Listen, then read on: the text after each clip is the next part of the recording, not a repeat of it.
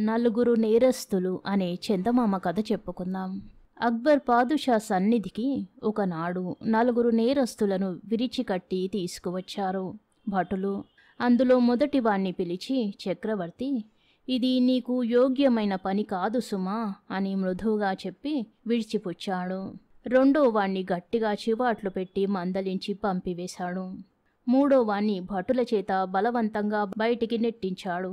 ఇక నాలుగో వాడికి చుప్పనాతికి మల్లె ముక్కు చెవులు చెక్కించి తలగొరిగించి సున్నపు బొట్లు పెట్టి గాడిద మీద ఊరేగించవలసిందని కఠినంగా ఆజ్ఞాపించాడు చక్రవర్తి. ఈ తీర్పు విని సభాసదులు ఒకరి ముఖం ఒకరు చూసుకొని గుసగుసలాడుకోసాగారు. ఆరితేరిన న్యాయమూర్తులు సైతం తెల్లమొహాలు వేశారు. ఏం నేర్పు, ఏం తీర్పు, ఏం సబబు, ఏం అన్యాయం అని నలుగురు నాలుగు విధాలా అనుకున్నారు. మా తీర్పులో మీకేమైనా సందేహాలు ఉంటే ఉన్నదున్నట్లు చెప్పవచ్చు, ఎంత మాత్రం బిడియపడకండి అని అభయమిస్తూ ప్రకటించాడు చక్రవర్తి. అప్పుడు వారందరూ చక్రవర్తి ఎదుట చేతులు జోడించి వినయ విధేయతలతో, ధర్మమూర్తి, తమ న్యాయాన్ని మేము శంకించడం లేదు, కానీ నలుగురు ఒకే మోస్తారు నేరస్తులు కదా, ఈ నలుగురికి శిక్ష నాలుగు విధాలుగా ఎందుకున్నదో అనే విషయం మేము గ్రహించుకోలేకపోతున్నాం అని మనవి చేసుకున్నారు. ఆ నేరస్తుల వెనుక ఇద్దరేసి గూఢాచారులను ఏర్పాటు చేసి ఏం జరుగుతుందో వచ్చి చెప్పమన్నాడు అందరి ఎదుట చక్రవర్తి.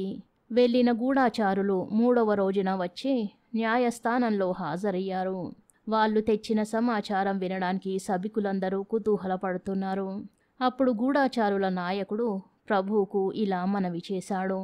ప్రభు, ఏలిక మంచి మాటలతో మందలించి విడిచిపుచ్చిన మొదటివాడు గౌరవహాని భరించలేక ఇంటికి వెళుతూనే విషం తాగి మరణించాడు.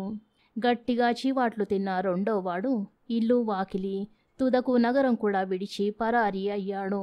చెప్పు దెబ్బలు తిన్న నేరస్తుడు నాటి నుండి 10 మందిలోకి రావడమే మానుకొని ఉన్నాడా లేడా అన్నట్టుగా కాలక్షేపం చేస్తూ ఉన్నాడు.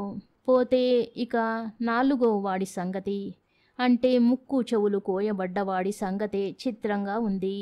గాడిద మీద ఊరేగింపు సంబరం జరుగుతూ ఉంది. ప్రజలు గుంపులు గుంపులుగా మూగి వాడిని కొడుతున్నారు.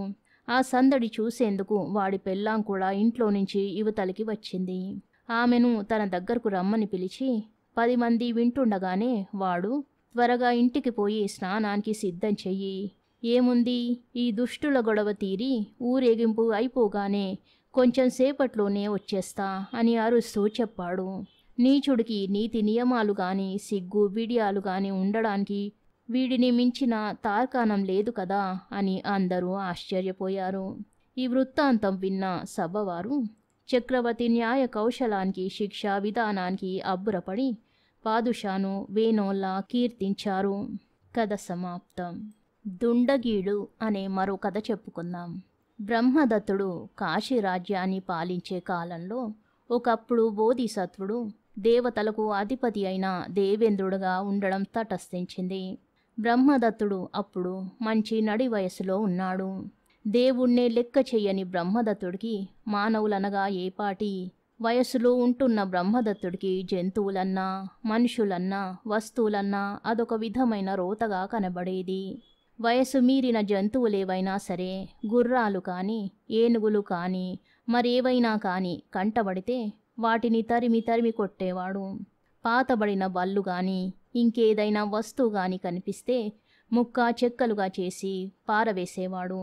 వయసు గడిచిన మనుష్యులు అనగా వృద్ధులు ఎదుట పడితే వాళ్ళ నెరసిన గడ్డాలు పట్టుకొని లాగేవాడు. వాళ్ళను పాత్రలు బోలించినట్టుగా కింద పడుకోబెట్టించి దొర్లించేవాడు. ఆ వృద్ధులు స్త్రీలైతే నానా హింసలు పెట్టేవాడు. బ్రహ్మదత్తుడు చేసే ఈ అర్థం లేని ఆటలకు దుండగాలకు ఒక మితి మేరా లేకపోయింది. ఇంద్రుడి లక్ష్యము చంద్రుడి లక్ష్యము లేకుండా సంచరించే ఆ రాజకుమారుణ్ణి ఎదిరించడానికి ఎవ్వళ్లకు తరం కాలేదు. ఇలా రాజు చేసే దుర్నయాలకు యాతనలకు ప్రజా కటకటలాడిపోసాగారు. చేసేది లేక తల వంచుకున్నారు. వృద్ధులైన తమ తల్లిదండ్రులను రాజ్యం దాటించి ఇతర ప్రదేశాలకు చేర్చుకున్నారు. ఈ విధంగా తల్లిదండ్రులను దూరదేశాలలో దిగబెట్టి వారికి ఎడబావులై ఉండడం తప్ప మరి గత్యంతరం లేకపోయింది. ఇలా ప్రజ తల్లిదండ్రులను విడిచిపెట్టి ఉండడం వల్ల వారు మహాపాపం చేసిన వారయ్యారు. ఇటువంటి పాపాత్ములతో రౌరవాది నరకాలన్నీ నిండిపోయొచ్చాయి. అటు చూడగా స్వర్గలోకమంతా ఖాళీగా ఉండిపోయింది. స్వర్గలోకంలో తగినంత పని కనబడకపోయేసరికి దేవేంద్రుడు తల్లడిల్లాడు. లాభమేముంది, దూరం యోచించి ఒక పన్నాగం పన్నాడు. అది ఏమిటంటే కడుపేద అయిన ఒక శతవృద్ధ రూపం తాల్చాడు. 2 జాడీలలో మజ్జిగ నింపి శిథిలావస్థలో ఉండే ఒక బండిలో పెట్టాడు. ఆ బండికి 2 బక్క ఎద్దులను పూంచి బయలుదేరాడు. ఈ విధంగా దేవేంద్రుడు వెళుతుండగా అతి వైభవంగా గొప్ప ఊరేగింపుతో గజారోహణ చేస్తూ వస్తున్న బ్రహ్మదత్తుడు ఎదురయ్యాడు. రాజు కోసం నగరమంతా ఆనాడు కలకలలాడుతూ అలంకరించబడింది. బండి మీద ముసలివాణ్ణి చూస్తూనే రాజు, పోరా అవతలికి, తప్పుకోరా, ఏమిటింత పొగరు అంటూ కేకలు వేశాడు. పక్కనున్న ప్రజకు ఇదంతా ఆశ్చర్యం కొలిపింది. ఏమిటి, రాజు ఇలా కేకలు వేస్తున్నాడెందుకో అని అనుకున్నారు. చిత్రమేమిటంటే మారువేషంలో ఉన్న ఆ దేవేంద్రుడు ఒక్క రాజుకే కనిపిస్తున్నాడు. కానీ ప్రజలలో ఒక్కళ్లకు గోచరించడం లేదు. దేవేంద్రుడు కనబరిచిన ఈ మహిమ వల్లనే ప్రజల కళ్ళకు మాయ కమ్మింది. అలా కోపంతో కేకలు వేసే రాజు మీదికి పోయి వృద్ధుడు తన బండిలోని ఒక మజ్జిగ జాడి తీసి రాజు నెత్తిమీద పగలగొట్టాడు. భయంతో రాజు ఏనుగు దిగి చుట్టూ తిరగసాగాడు. అప్పుడు దేవేంద్రుడు 2వ జాడి కూడా తీసి రాజు తలకు వేసి కొట్టాడు. ఆ మజ్జిగ ఒలికి రాజు ఒళ్ళంతా తడిసిపోయింది. రాజు ఉగ్రుడయ్యాడు. ఆ సమయంలో దేవేంద్రుడు ఎక్కి వచ్చిన బండి అదృశ్యమైపోయింది. మజ్జిగ జాడీలు కనబడకుండా పోయాయి. అప్పుడు దేవేంద్రుడు స్వస్వరూపంతో రాజు ఎదుట సాక్షాత్కరించాడు. పాదాక్రాంతుడైన రాజును చూసి దేవేంద్రుడు, ఏమి రాజా, పొగరుబోతుతనము ఎవరికి, నీకా నాకా? కన్ను కానని గర్వంతో ఎవరు మిడిసిపడుతున్నారు, నీవా నేనా? ఎల్లప్పుడూ ఈ యవ్వనంలో ఇలానే ఉండిపోతావా నీవు? నీకు వృద్ధాప్యం రాదా? ముసలివారిని పాత వస్తువులను గేలి చేస్తావా? నీ దుశ్చేష్టల వల్ల రాజ్యంలో ప్రజ ఎంత బాధపడుతున్నారో తెలుసుకున్నావా? నీ యాతన వల్ల వాళ్ళందరూ కన్న తల్లిదండ్రులను దూర ప్రదేశాలకు పంపివేసి వారి రక్షణ చూడలేని మహాపాపులవుతున్న సంగతి కొంచెమైనా గుర్తించావా? ఈ విధంగా నరకలోకాలు నిండిపోవడం, స్వర్గానికి ఒక్కలు రాకపోవడం గమనించావా? చూడు, ఈ క్షణం నుంచి అయినా బుద్ధి తెచ్చుకొని సరిగ్గా ప్రవర్తించు.